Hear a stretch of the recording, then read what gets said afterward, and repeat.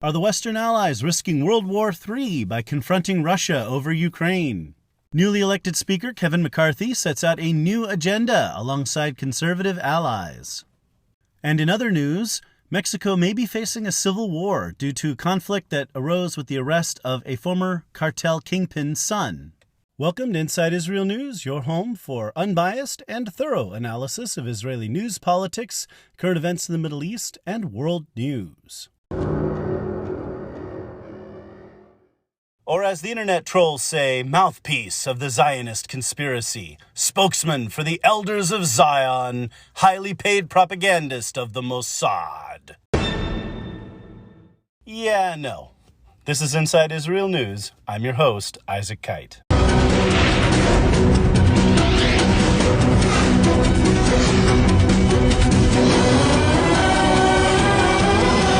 Welcome back, Insiders. This is a world news report.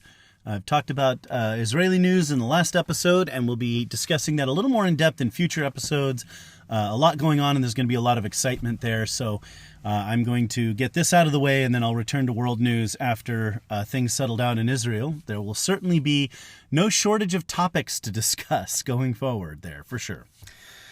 But today, discussing the various issues in the world, leading that, of course, is the question of World War III. Are we headed toward the big one? And some other political stuff going on in the world, and some other things.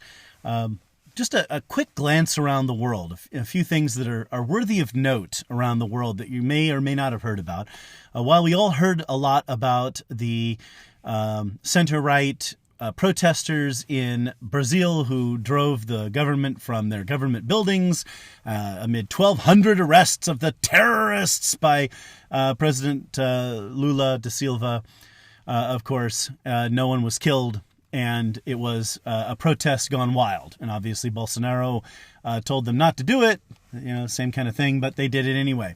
But anyone who protests is a terrorist in these countries. When you protest the establishment, you're a terrorist. Meanwhile, in Peru, nearly 50 people have been killed in riots and demonstrations by radical left groups there, and no one knows anything about it.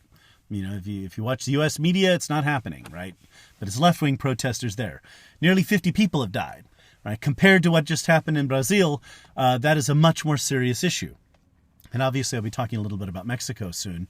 But those are some of the things going on right here in the Americas that are troubling, right? We have some serious problems with some very corrupt governments in the one instance, in the case of Brazil. And then over in Peru, the government trying to protect the country from dangerous radical leftists who want to destroy those countries. I mean, the guys like Correa and Chavez and now Maduro, these guys are, they're destroying their countries. I mean, people in Venezuela are starving to death. The economy in Ecuador has been destroyed. These are unfortunate things that happen. It's terrible that these things happen to these people. But, it's a sad struggle. What can you do? But I want to make sure everybody knows about it. I'll obviously be discussing Mexico in a little bit. Political news in the U.S. has been interesting. Joe Biden being caught with classified documents. When a handful of classified documents were found in Donald Trump's house, those could be photographed, and those photographs could be spread all over the place. And that was treason, literally treason. He should have been strung up, and it was awful, and it was the worst thing that had ever happened. Because no president has ever had. No former president has ever had classified documents. Actually, all of them have.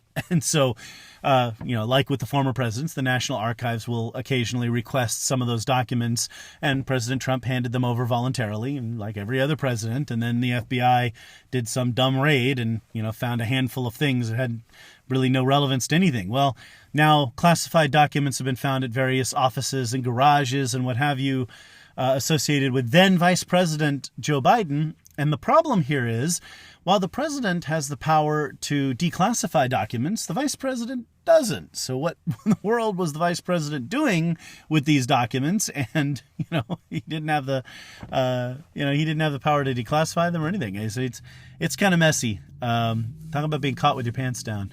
Of course, these documents were found before the midterm elections, and we're only hearing about it months later, naturally, because of course these things couldn't be reported at a time when it might do any kind of political injury to the left, right? And Joe Biden visits the border and just kind of does an airport visit and in and out, and does absolutely nothing of any kind of interest there. But meanwhile, 800 people a year are dying along our border. That's not to mention all the fentanyl that's killing Americans, our young people right here in the U.S. And I'm not even going to talk about the vast degree of abuse and maltreatment. Ted Cruz just did an episode on The Verdict, excellent episode, I highly recommend, about the border. And he goes over in great detail all of the horrors that are going on down there that could be prevented if the United States would just enforce the laws, which, of course, Biden and the Democrats have not done. So there you go. Now you're hearing some of the political news that you wouldn't normally hear if you were listening to the mainstream media and world news around. Kevin McCarthy, recently elected speaker. I talked a little bit about the speaker election in the last episode and how it was similar to coalition building policies, practices in multi-party proportional systems. And now we're seeing the fruits of that. The House has passed a new set of rules that have restored debate and discussion and the ability to offer amendments on the floor and the ability to for an individual member to call for a motion to vacate the chair, which is basically a vote of confidence against the Speaker. And the Speaker of the House is the closest thing we have to a prime minister in America. And while that office really only pertains to the House of Representatives, there's no administrative or executive authority attached to it like there is in a parliamentary system. The fact is the Speaker does a lot.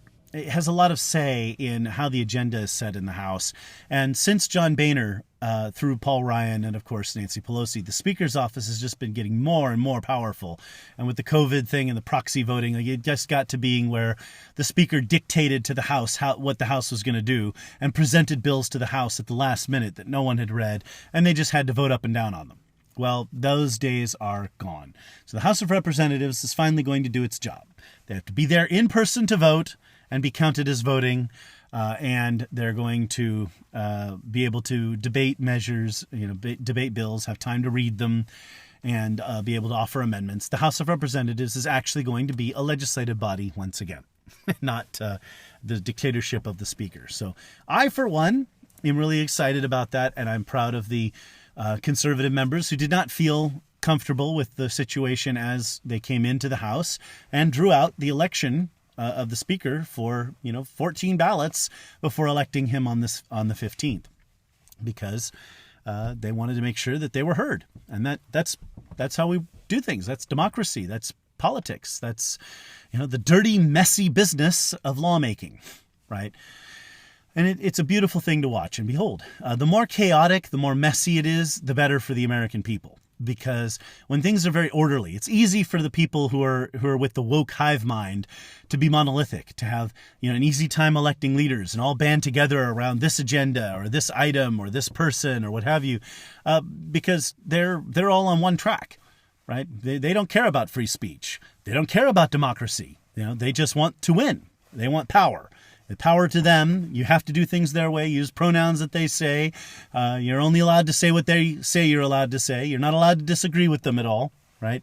They should be able to shove legislation down your throat, right, and force you to adopt it. Look the other way while all kinds of abuses are committed by the government. Not anymore. So the House has already voted to get rid of the 87,000 new IRS agents. Unfortunately, that's not going to get rid of them, in fact, because the Senate has to concur. But that's an interesting starting point for negotiations with the Senate over future spending.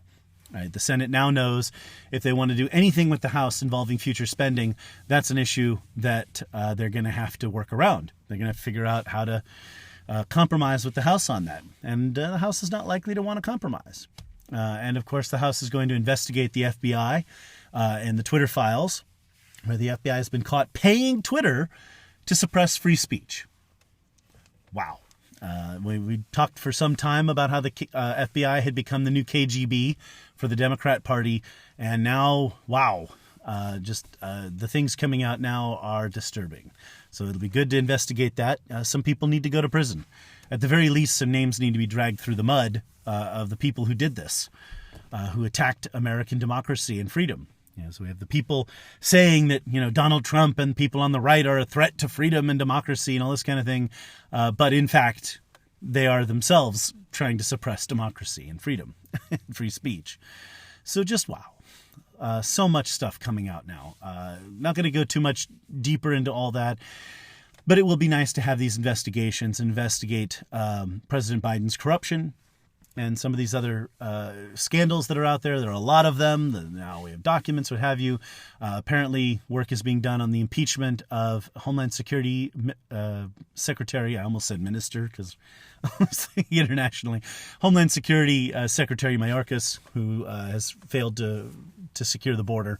That impeachment would theoretically go to trial in the Senate, and of course the Senate will not convict. But at the very least, it will draw attention to what's going on at the border.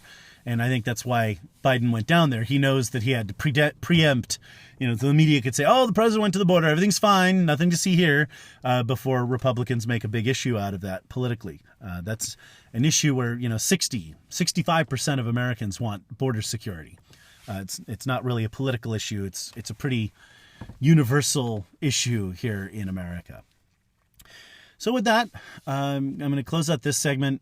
Fascinating things happening in American politics.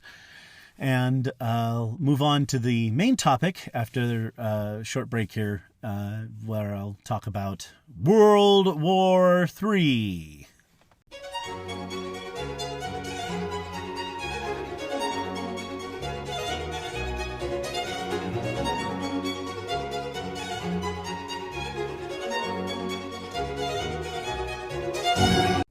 Back during the War on Terror, as that was still raging, a lot of people were really caught up in that particular issue going on.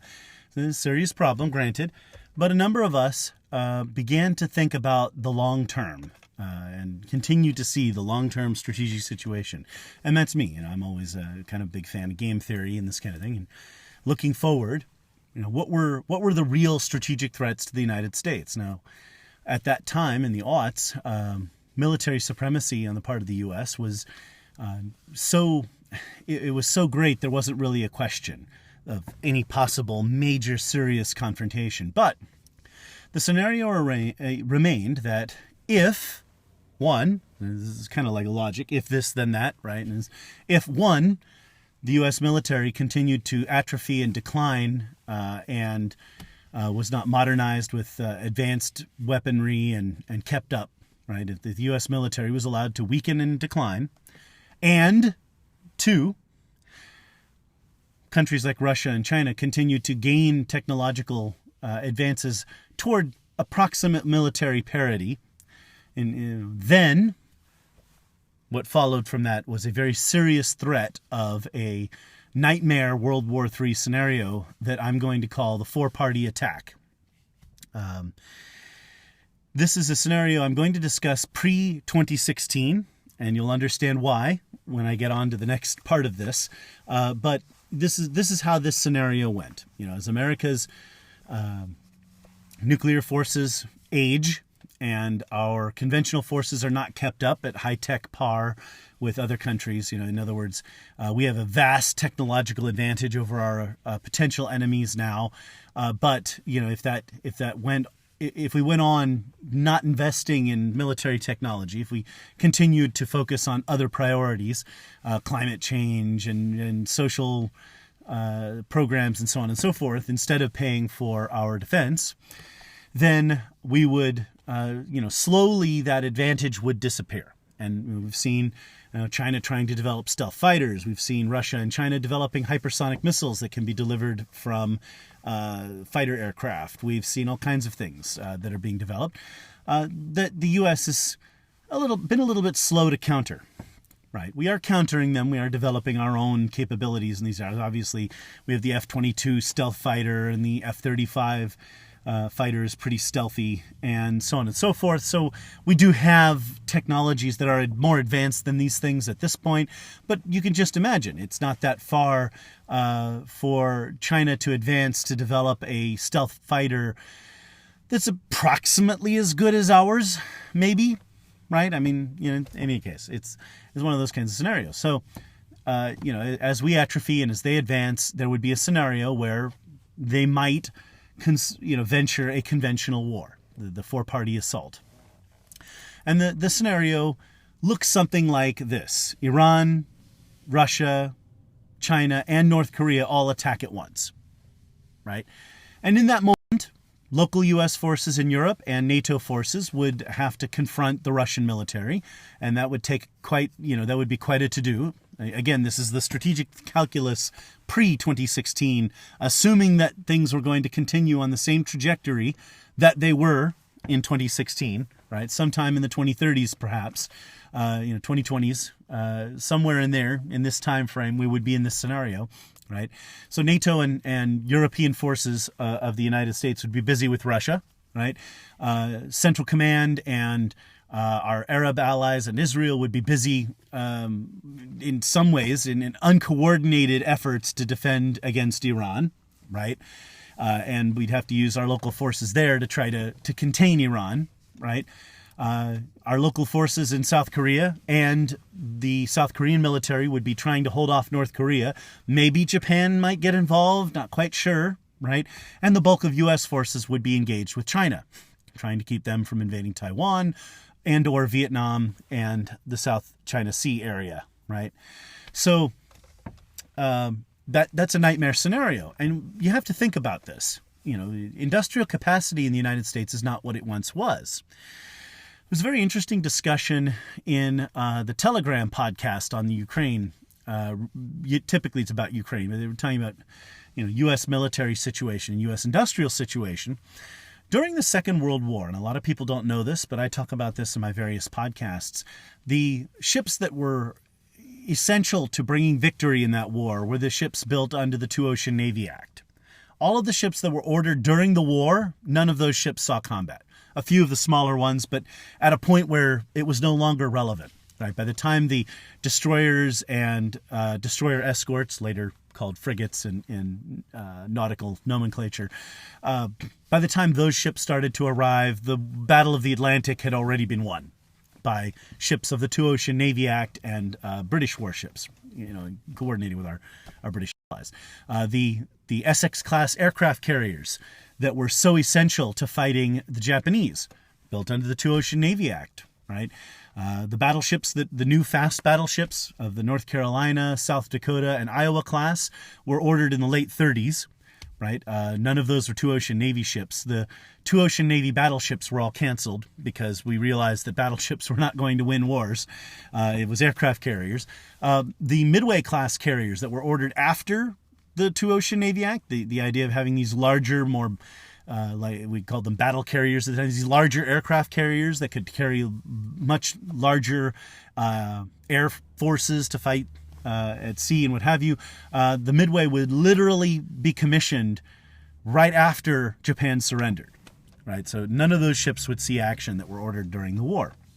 It was just those that were ordered under the Two-Ocean Navy Act. So you think about that. We have right now 11 super carriers, right? That are there. We have the 10 carriers of the Nimitz class plus the Gerald R. Ford, our new class of aircraft carrier, and the John F. Kennedy is coming soon as a 12th.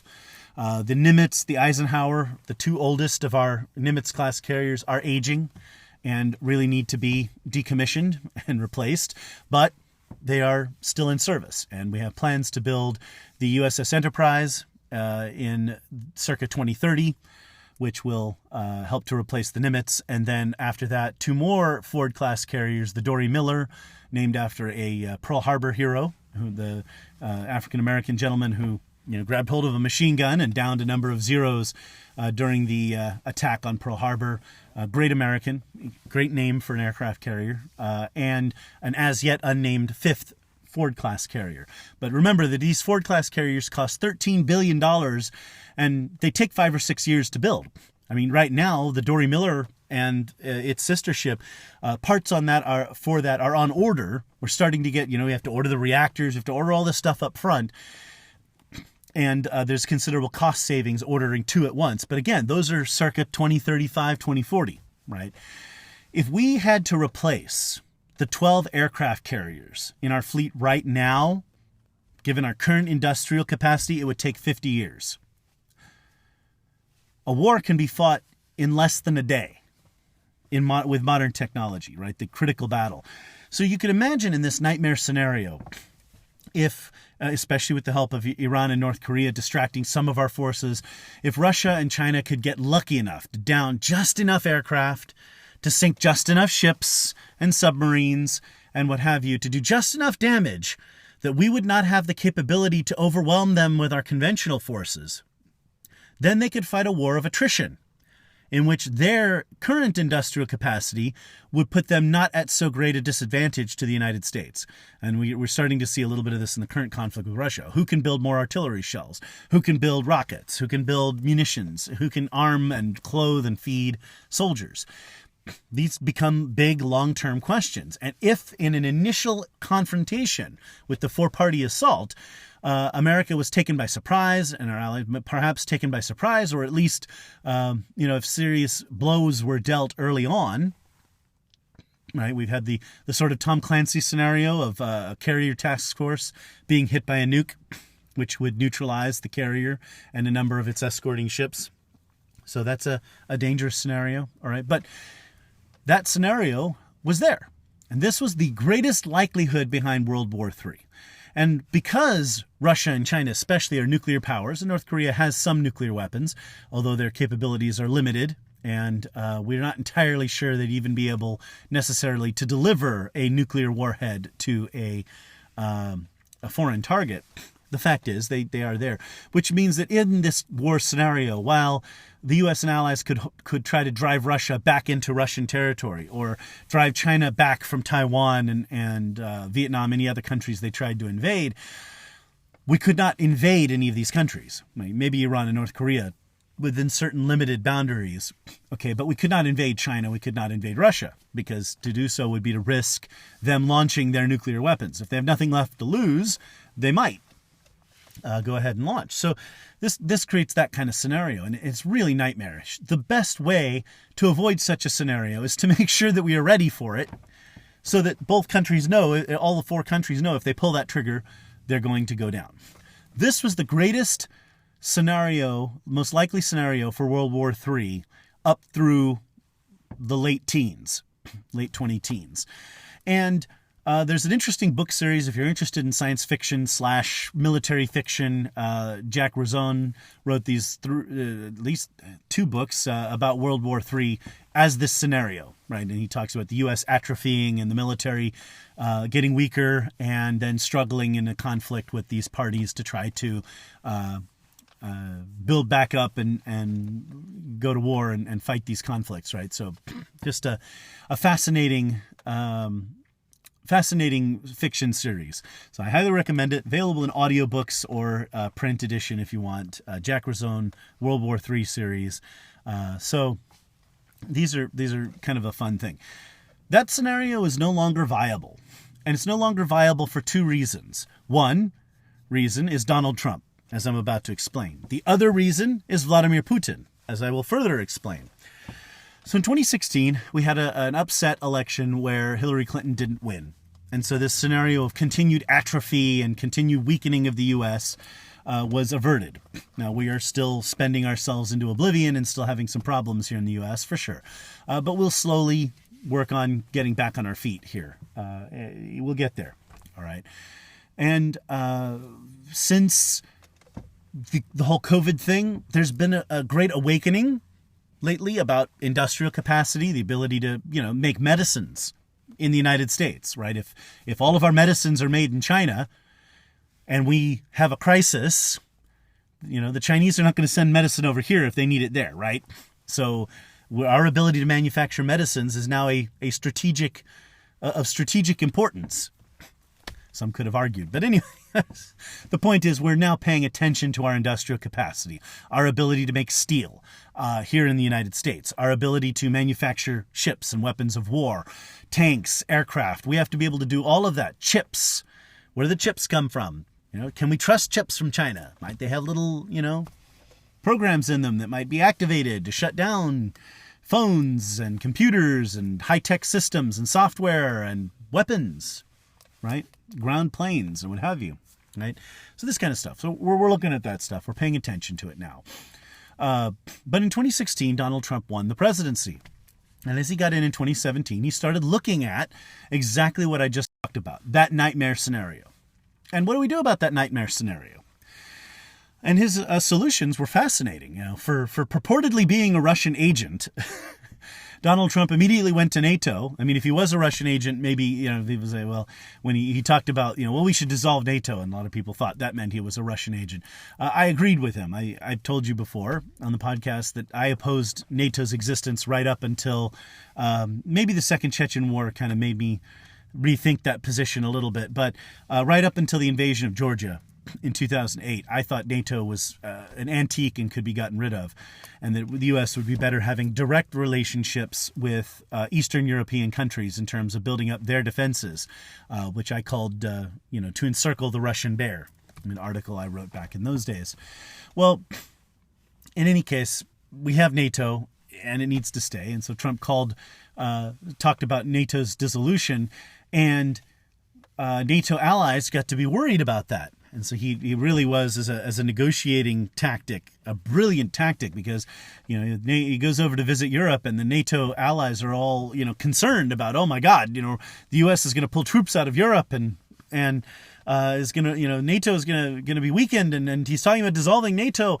And so for the first time in recent history, Germany, France, the UK started increasing defense spending. Now, it's great when you've got Uncle Sam to foot your defense bill for you and provide your security. But now Uncle Sam wants a little something in return. Now NATO's paying their bills, and our allies are starting to do their job, to do their part. President Trump warned European leaders about their climate change policies and making themselves more reliant on Russian gas and Russian energy. Germany shutting down its nuclear plants, shutting down its coal plants, and in exchange for relying more heavily on Russian gas was a bad idea. Right? Ted Cruz introduced a bill in the Senate to impose sanctions on the Nord Stream 2 pipeline, which he feared would allow Russia to complete its invasion of Ukraine.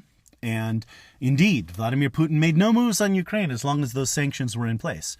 Obviously, Biden got rid of those as soon as he lifted the sanctions as soon as he came to office. So that created that problem there. Anyway, so natural gas exports from the U.S. Economy producing more gas. All of a sudden, U.S. ships full of U.S. liquefied natural gas are showing up in Estonia and Latvia in the Baltics. They're showing up in European ports, and America was exporting energy to Europe as an alternative to Russia. So that really put Russia in a weak situation right there. Kind of knocked them back on their heels. Likewise, President Trump played hardball with China, pushing for a tough trade deal that would balance the trade deficit a little more, force China to buy a lot more American goods, force them to behave themselves on intellectual property and other such. America had the power, the leverage to push China on all these issues for years. And Trump was so successful at that ultimately China had to sign phase one of that deal.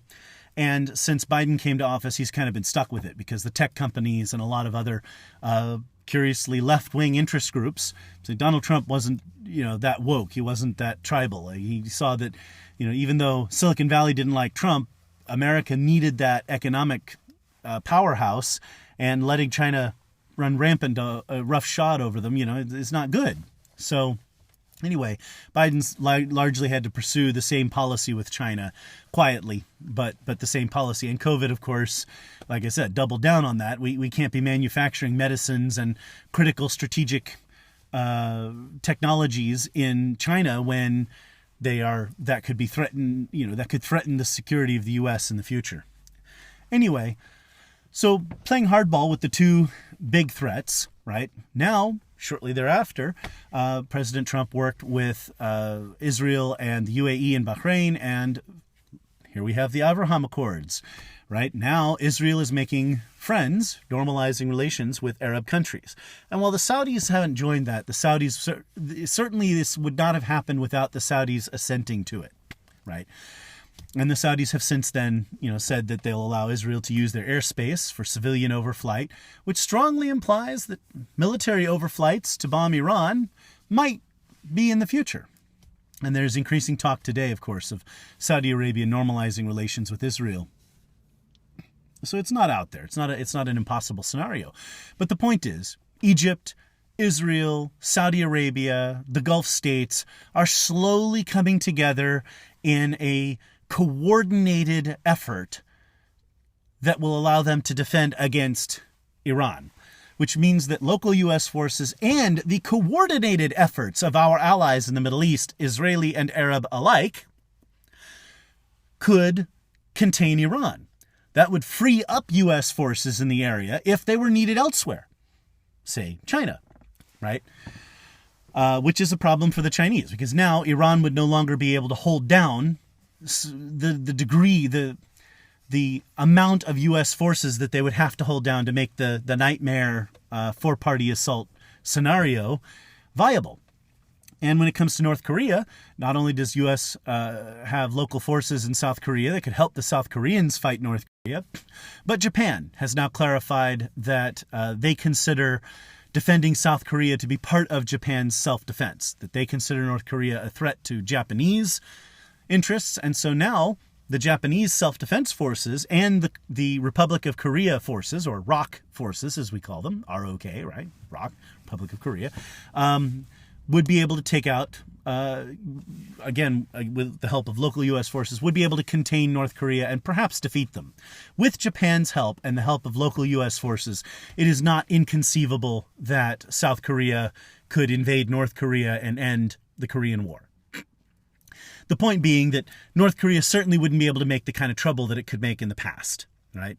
And now Vladimir Putin has done possibly the dumbest thing in his time in office. He's usually a pretty strategic thinker, and he's a good chess player. But he's made a big mistake in Ukraine.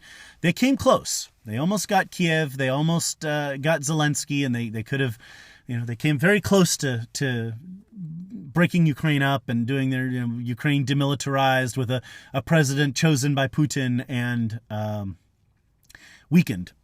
Right, which would strengthen the four-party assault scenario. But that has blown up in his face. And now Ukraine has launched offensives that have defeated the Russian army and driven them back in a number of places. And so it's very clear that Russia is not winning this war. And some people say, well, it's a lie to say Ukraine is winning. Ukraine is winning in that they have not been defeated, and they are not anywhere near defeat. And they grow stronger by the day while the Russians grow weaker. So it is more true that Ukraine is winning than that Russia is winning. Russia hasn't completely lost, but they're in a pretty desperate situation. And the situation is very dangerous. It certainly looks a lot better for Ukraine than it does for Russia at this point. But the Russian military has proven itself inept at fighting conventional wars. It has proven that its technology is not very effective. Their fifth-gen fighters can barely fly. Their weapon systems are not very good. All of their high-tech weapons that were supposed to be bringing technological parity have proven to be not so effective. And obviously the Chinese are watching all of this, and the Chinese military is completely untried. China hasn't fought a war since it fought Vietnam in 1979, and the only war that China has come near winning in recent years, in recent centuries plural, was in Korea, where they just sent millions and millions of men, most of them defectors from the Chinese nationalists, to die in a meat grinder against the U.S., which the U.S. was able to fend off, and that's why South Korea is still free. But, China's in a very awkward situation. So now, if we had this four-party assault scenario, Russia could not participate at the moment. And even if there were some kind of ceasefire in Ukraine and the war ended tomorrow and they just decided to leave the battle lines where they are now and go home, Russia would not be in a position to pose any kind of serious conventional threat for decades. I mean, the Russian economy is, if the war ended tomorrow, the Russian economy would need 10 to 15 years to recover before Russia could afford to invest in developing a better military, right? And that basically neutralizes Russia. So now China stands alone in this scenario. We can contain Iran without major U.S. forces. We can contain and perhaps defeat North Korea without significant U.S. forces, and that allows us to focus on China. NATO and U.S. forces could focus our energy on China in a way that that scenario could not happen. So when people come at me like, we're risking war with Russia by helping Ukraine, you have to argue with them. First of all, we do understand basic morality, right? It is Russia that invaded Ukraine. It is Putin who is threatening war. Putin is the one risking war, right? It's not good for us. A nuclear exchange would not be good for us, but it would be worse for Putin. There's a greater likelihood that we would be able to recover than that Russia would. Russia would be dead, right? And I'm about to get into why Russia is already dead here in just a minute. But in any case, this scenario is no longer viable, right? We are in a situation now where any such conflict would be a big problem for China.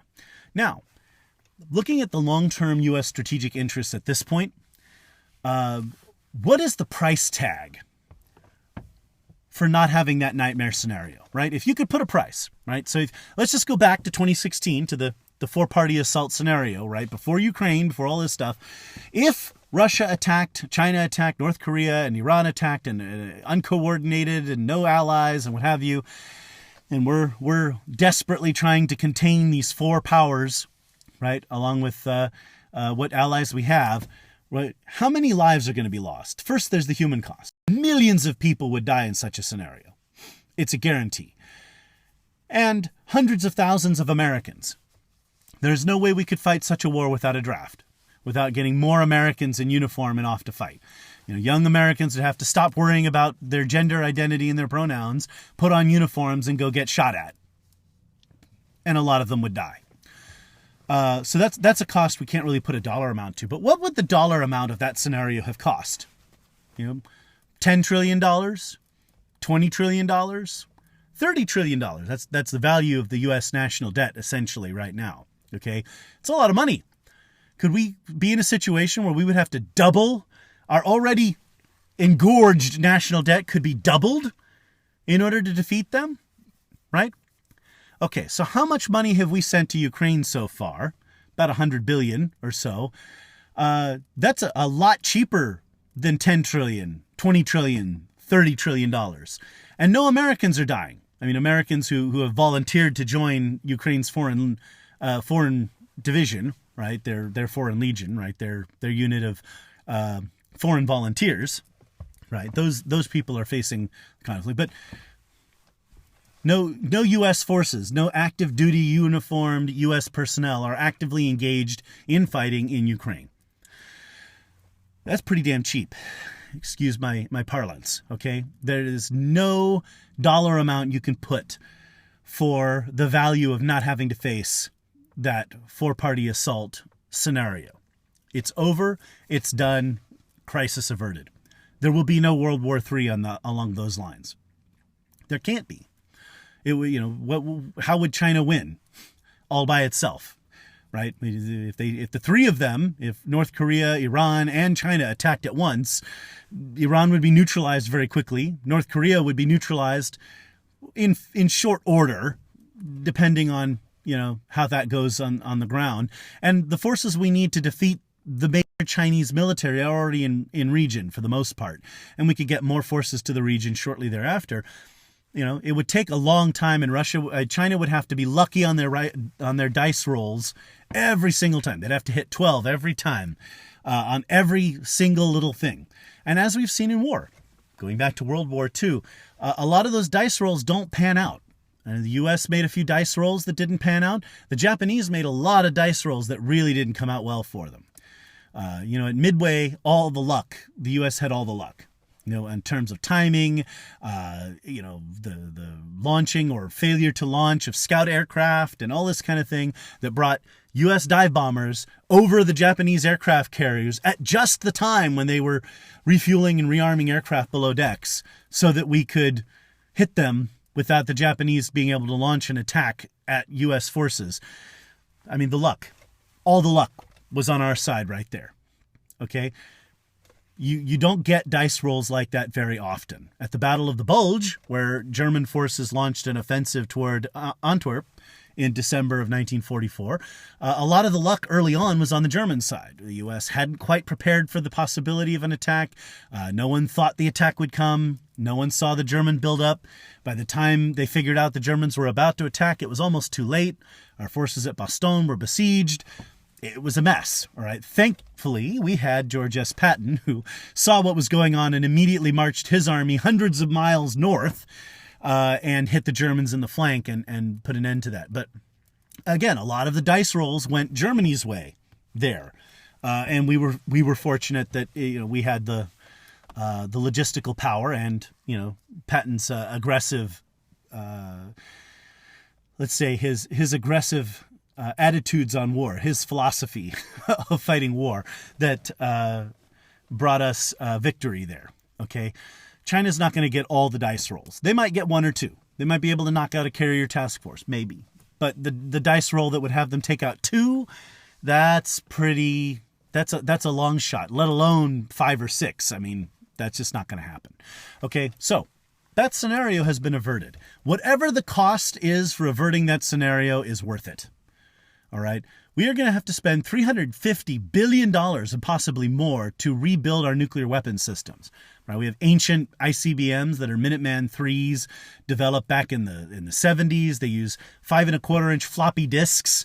I'm old enough to remember these things from the 80s. You guys remember these? Anybody in the audience remember these things? You had to slide this big 5-inch disc and it actually flopped. It was actually floppy into a drive. And be careful not to rip or tear anything. Anyway, those were the computers that control them. Still use those kinds of systems, and we had old submarines from the 80s and 90s that are not getting any younger, carrying our ballistic missiles. Bombers like the B-52. The last B-52 to roll out of a Boeing plant was in 1962. We've got B-52s out there where the grandpa, his son and his grandson all fly the same airframe, the same plane. So we needed to rebuild these. So now we have the Columbia-class submarine. We have the B-21 Raider stealth bomber. It is a new generation of stealth bomber over and above the B-2 Spirit. And we're getting a new ground-based strategic deterrent or intercontinental ballistic missile, the Sentinel missile, right? So that's costing a lot of money. That's $350 billion, but it's not trillions. And it's not a cost in human lives, that would have to be spent. And me, I have 5 sons, some of whom are teenagers now and are headed toward adulthood. I have a lot to lose, potentially, in such a conflict scenario in the years to come. So I, for one, am really grateful. So when people talk about, well, what's the cost of the Ukraine war? It's a lot cheaper than the cost of the 4-party assault. A lot cheaper. And worth the paying. So that is an interesting thing. So if you hear somebody say, we're risking World War III because we're helping Ukraine, no, we're not. Vladimir Putin knows very well if he launches his missiles, we'll fire back. There's no greater Russia if there's no Russia. Right? We will blow Russia off the map. There will be nothing left. Nothing. Vladimir Putin will be dead. All Russians, 50% of Russians at least will be dead. We're kind. We're not going to hit as many counter-value targets. Counter-value means cities and urban areas as the Russians probably would. We'll hit the major ones, though. We have to. That's the point of mutually assured destruction. But we'll focus primarily on fighting counterforce, destroying Russian military assets and nuclear assets as best we can. But in strategic warfare, counter-value and counterforce are, they're equal. I mean, you have to take out both. Otherwise, you don't deter, the threat isn't a credible deterrent unless you're willing to do both. Yes, we will fire. Some people, Biden wouldn't do that. Yeah, we'll fire. If the Russians fire, we fire. That's how this works. Again, it would not be deterrence if there was any chance that we wouldn't. Okay, so the fact that the Russian missiles are still in the ground. I mean, if Vladimir Putin knew, if he had a dice roll where he figured, look, if I get 5 or above on my 2 dice, between my 2 dice, if I roll a 5 or above, I'll get America and they won't shoot back. The missiles wouldn't be in the ground. Okay, he'd have fired them already. So he knows. He knows he can't launch them. Vladimir Putin is risking the war. Vladimir Putin is a mass murderer. Vladimir Putin is the one who is in the moral wrong here. And it's not even close, which is my next topic here after I take a deep breath. But I wanted to introduce you guys to the long-term strategic situation there. Now, just for a minute, let's talk about America's strategic interests and goals going forward from here, right? What do we want from here? Okay, what would it be best for us to do? We've known for a long time that the population of the world is growing in Africa and Southeast Asia. That's where people are having children. That's where the population is growing. India as well, although India's demographics are changing. Speaking of demographics, I finally was a guest on the Joe Rogan podcast recently who talked about Russia and China and their demographic issues. And I was so gratified to hear that because I started talking about that stuff 12, 13 years ago, and people would look at me like I had 2 heads. They're like, what are you talking about? It's like, I can do statistical analysis. Let me show you some things. Okay, you want to talk about the inverted population pyramid of China? A few years back, we started seeing pictures in 2018, 2019 of vacant, abandoned cities in Manchuria, the industrial cities of northern China, just vacant. The one-child policy, they destroyed their younger generations. And then once that became ingrained in the culture that people wanted to have their boy, if they could, and only their one child, now people in China don't want to have a lot of children. They're highly urbanized and they're aging. So the population of China is going to go from like 1.3 billion down to about 450 million by the end of the century. The Chinese population is going to hit a massive decline. And it is aging rapidly now. So we've known that for some time. Russia, same deal. Problem for Russians is Russia, a lot of these countries, something people don't understand about the United States, right? We don't have an ethnicity here. Like, yes, we have a lot of people generally from Northern Europe and especially the British Isles. But America is America. And as long as America is ideologically based on liberty and the Constitution and our freedoms and what have you, it really doesn't matter who lives here in that sense, okay? There are those of us who've maintained it. But as long as we believe in it, we're Americans, right? We have people here who are of German descent, and we have people who are Swedish, we have people who are British, we have people who are French and Italian and Eastern European, Polacks, and we have all kinds of people who come to America, and they're Americans. And we have Indian people and Chinese people who come here, Japanese people and South Americans, Mexicans and Africans. When you come to America, you're American, right? You become American. When you come here legally, I will say, and respect our laws and don't tell us, how we're wrong to be all the things we are. We're so wrong to be the kind of country that you want to come and live in, right? The socialist paradise is like Venezuela. Nobody's getting into boats and risking their lives to go to Venezuela. Nobody is going to South Korea and risking the minefield to run into North Korea. North Korea is such a paradise, communist paradise, that people are risking the minefield to get into North Korea. No.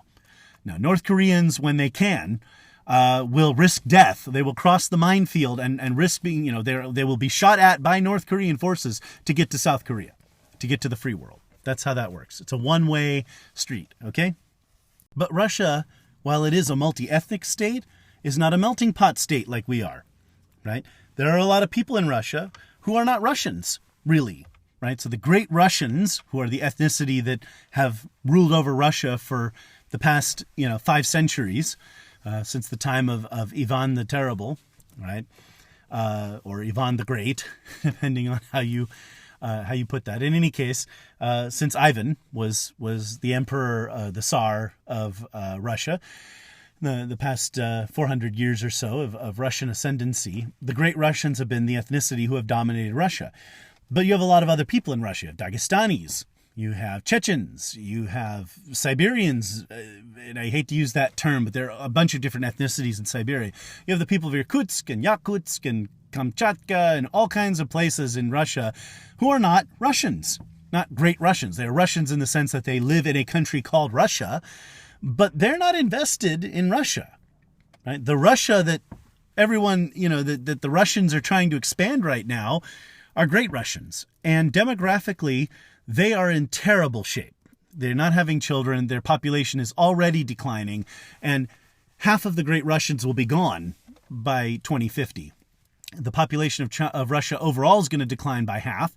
And, it'll be disproportionately great Russians who are disappearing. So Russia's not in great shape demographically. China's not in great shape demographically.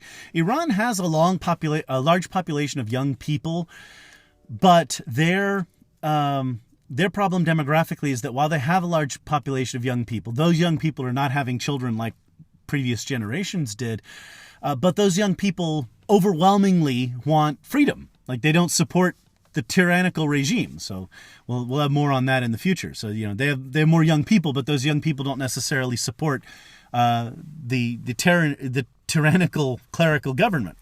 And North Korea, we don't know a lot about its North Korean demographics. What we know from the people who've defected is that people in North Korea are poor, starving, in very terrible health.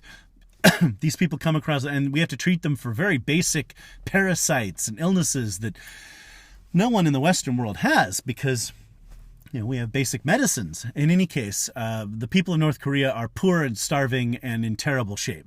So we can't imagine that they're very excited to have large numbers of children and large families, right?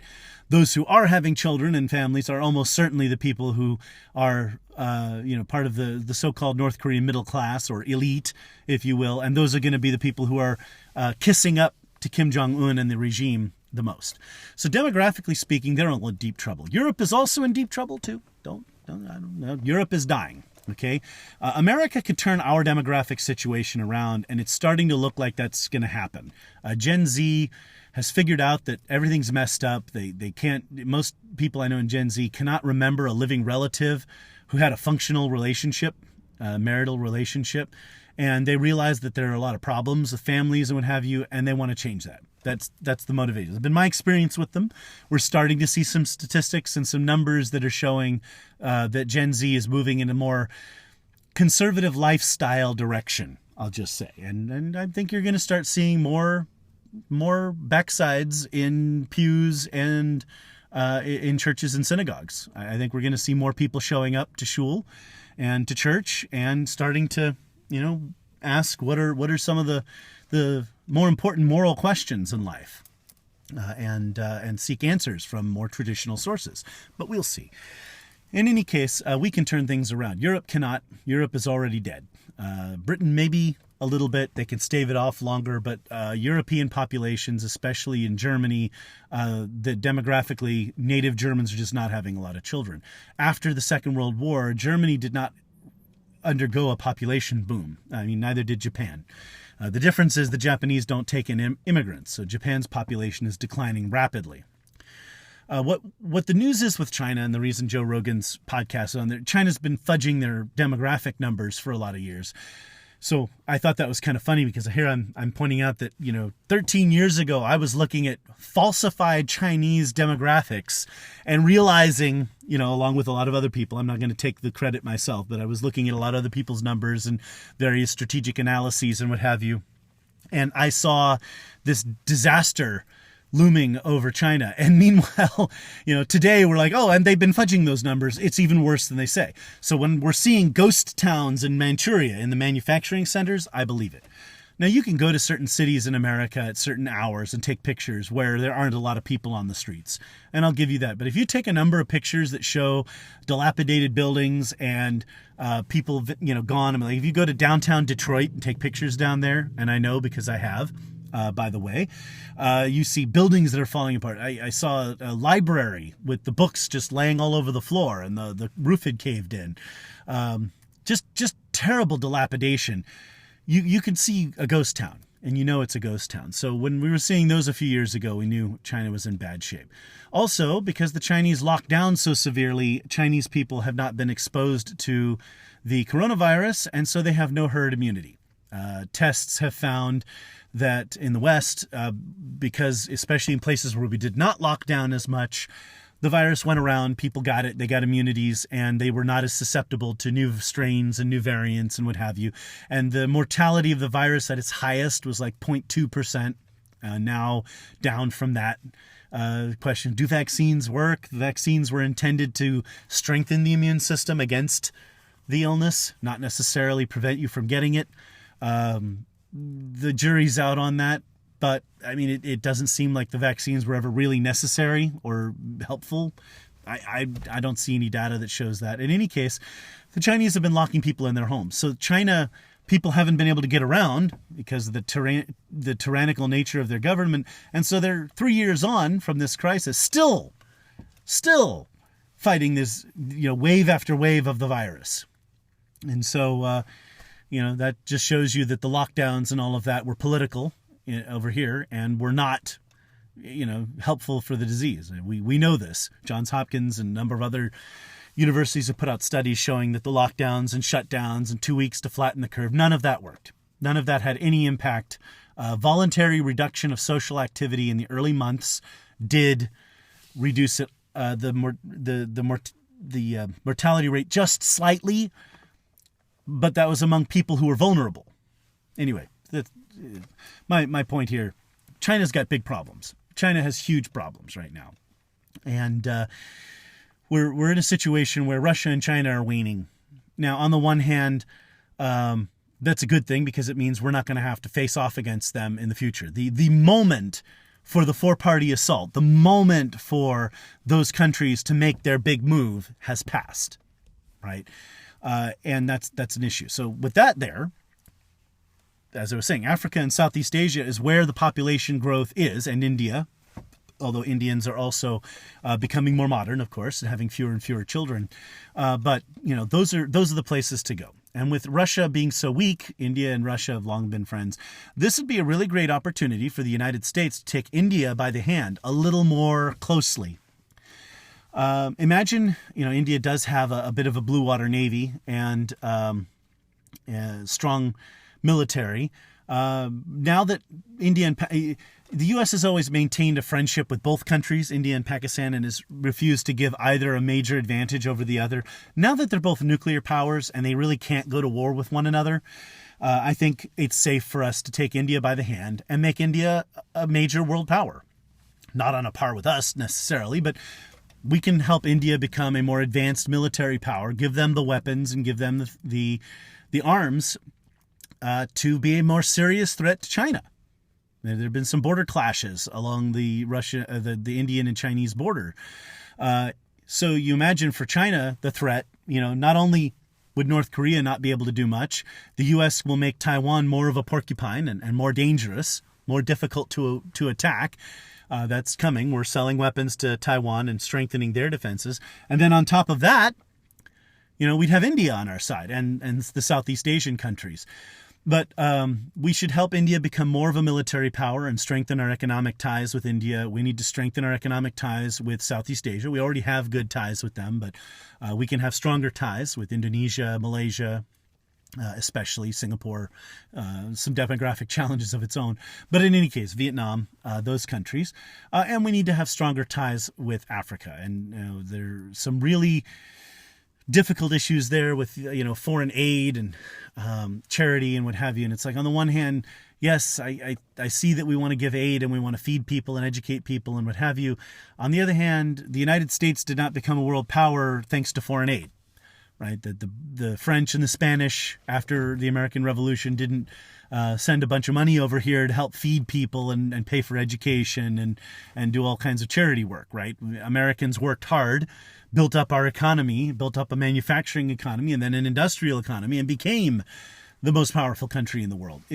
So we really need to focus on economic development in Africa, real economic development, not like the Chinese will go in and build a road and then just leave the equipment on the side of the road and leave. And no one in these African countries has the skills to maintain these roads. And no one will come in and fix them. So now the roads are all full of potholes. They're virtually useless, right? No one takes care of them. So we could do well to go and work on building skills and such there. So the U.S. now has Iran and North Korea more or less contained. Russia is weak, and it is very much in our strategic best interest to continue to support Ukraine against Russia and to continue to see the weakening of Russian forces there. Could negotiations be valuable? Possibly. But the longer this goes on, the worse it is for Russia. So at this point, there's no disadvantage in supporting Ukraine and waiting and seeing what happens. So there you are. In our long-term thing, we should consider making India, and I say consider, I don't have all the answers. I don't think I know everything. I know a lot of things. I don't think I know everything. So we should work on developing our thought process on India, on making India a greater military power. That would allow the U.S. To focus less on Iran and have an ally against China. It would be a very valuable thing. And India and Israel have a great relationship. They're very friendly toward one another. So India is close with U.S. allies, not an opponent of any of our allies, so it wouldn't do any harm. And we need to build stronger economic ties with Africa. But what I would do there, you ask me, end the food subsidies. We need African food to be sold in European and American markets. We should be buying as much food from Africa as we can. And that would help develop the African economy, and those farmers would then be able to send their children to schools. Those children would get a little bit better education, and they'll go into other kinds of work. Some of them, they'll continue to be, with mechanization and improvements in economic development, they'll be able to produce more and more food, and then food prices around the world will drop, and we'll have plentiful food, and Africa will become more prosperous. And we should invest in tech companies there and what have you. Foreign aid should be direct investment in private economies. I think that you do a better job with that. These like microloans and direct investment in projects in these countries would be better. Anyway, those are the things that are in the U.S. best interests right now going forward, and building those ties would be valuable. But now that we've gotten past the four-party assault, right? This is a beautiful time. And so I know it's stressful dealing with Russia. It's stressful with the chaos that is engulfing the world a little bit after all this virus stuff. Could have told you that. I mean, there's old thing of the four horsemen of the apocalypse. I mean, you start off with disease, then comes famine and war. And, it's like you have all these conflicts. All these things happen at once. When the order and the day-to-day order is disrupted, then it leads to progressively worse catastrophe. But we'll survive. Things will calm down once again, and America will be on top, as always. And we'll live in a world without bad guys. I mean, once Russia and China are weakened economically and falling apart politically, Iran, North Korea can't survive long.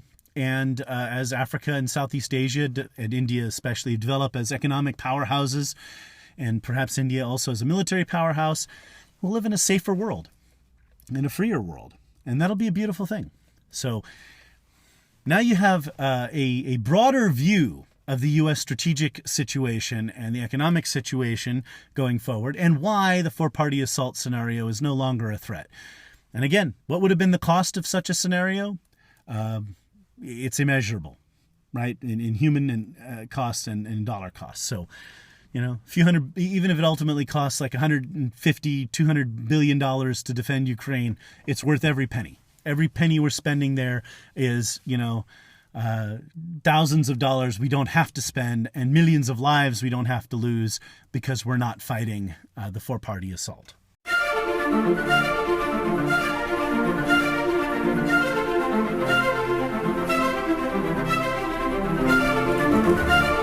And now the In Other News segment. In Other News is a Facebook page that publishes the news stories that don't make the American news, stories all around the world. Another news story today is about Mexico. Terrible tragedy going on there. Son of a former drug kingpin arrested, and the cartels are on the attack. There's footage you can find out there of Mexican government helicopters firing at cartel forces in the middle of an attack on a hospital. I mean, they're attacking hospitals and schools. I mean, the cartels are just hideous. From what I'm hearing from people who have family back in Mexico, they're saying that in the past there were cartels that had some honor. Let's just say they would not attack the schools or the hospitals. They had some, but now the new ones that are out there, the ones that are in control now, are absolutely horrific. There are little villages in Mexico that are virtually abandoned because, they're old women and young children, because the men have to go to America to work, because otherwise they'd have to work for the cartels. And many of them do work for the cartels, just in America where they make more money doing it, selling drugs or committing acts of violence or doing whatever they do here. The cartel situation is out of control. Former President Trump has said that he would consider the cartels a military threat and help Mexico put them down. It's a terrible situation there. Vicente Fox, when he was elected president in Mexico back in 2000, it was a major upset to get the Revolutionary Party out of office. The Revolutionary Party had been in power since like 1918, when the Mexican Civil War slowly started to come to an end. But after all that time, that party lost power, and the PAN party, which is kind of a free market party focused on fighting corruption and bringing economic development to Mexico, would govern with two presidents, Vicente Fox and Felipe Calderón. These guys pushed forward an agenda that brought greater prosperity to Mexico and helped fight the cartels and what have you. But unfortunately, the demand for drugs in America has been so powerful that the cartels have only grown in strength. Then the Revolutionary Power got back in power in 2012. So the Mexican system, they elect their presidents for a single 6-year term. So no president can serve more than one term of office, and they serve for 6 years. So the 2012 election, Peña Nieto won, and the Revolutionary Party was back in power. And again, from what I heard from people, who have family back in Mexico, they were saying everything went back to the old ways. The corruption came back, the power of the cartels came back, everything went back to the good old days. And in 2018, they elected Obrador as president. Now, President Obrador is a leftist, not quite a Chavez or Maduro or Correa kind of leftist, but he's more left. And he's actually truly surprised me and impressed me personally. Like, I've seen his campaign for a lot of years, and I was never a fan. I'm not a fan of leftists. But I have to say, as a president, he has been willing to do what is in Mexico's best interests, regardless of politics. He made deals with President Trump. He was elected in 2018, of course. He made deals with President Trump that were beneficial to Mexico and helped asylum seekers stay in Mexico. Mexico is, believe it or not, because of what I was just talking about with all the young men leaving, Mexico has a shortage of labor. Mexico is experiencing demographic problems. One, because the sexual revolution has hit the Catholic world. Countries like Italy and Spain and the Catholic countries of the New World are seeing significant decline in the number of children. There's greater, women's lib. There's good to that. But that means they're having fewer children and their population is declining. On top of that, we're getting all this migration. If everyone leaves for America, for Del Norte, as they call it down there, then there's no one left to work in Mexico. And so they're having demographic problems. Anyway, and Obrador has done more, trying to fight the cartels or what have you. It's just a terrible disaster down there. I don't know if you can hear it in my voice. I'm so saddened by what's happening in Mexico. It's a country that I like. Growing up, my dad worked at the school district with a number of Mexican immigrants who worked at the school district as well.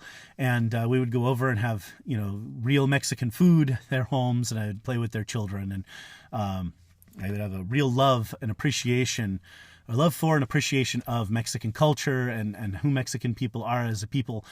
And it's so sad to see that country torn apart. It would be so much more prosperous and so much better off if we could, if they didn't have these cartels and we could trade with them. They have a lot of, auto factories and what have you. I mean, we've We kind of sold out a little bit with NAFTA, but under the USMCA that President Trump negotiated, wages are rising in Mexico. We could actually have a really good trade relationship with them. But unfortunately, Mexico may be descending into civil war with the cartels. And that's a tragedy. So that is the in other news for today. Now, if you were doing your math, you would know that 2024 is not just a critical election for the United States. Mexico will be having their own election as well. And that's going to be interesting. Obrador has been running for many, many years. It'll be curious to see who's running and if the PAN party or Obrador's party have a chance to win, or if the Revolutionary Party comes back to power, because then it'll be a question of whether that government would even be willing to fight the cartels and the corruption. The cartels may end up taking over. There's some dangerous possibilities there. But that's your another news segment for today. Wish I could end on a higher note, on a happy note, but I am always optimistic, and I hope that the Mexican government will be able to fight off the cartels. And I wish that we had a leadership in the United States that was willing to offer whatever resources are necessary to help. The cartels are at least as great a threat to U.S. national security as the terror groups that we've been fighting for the last few years. Islamic State, Al-Qaeda, Islamic Jihad, these fruitcakes.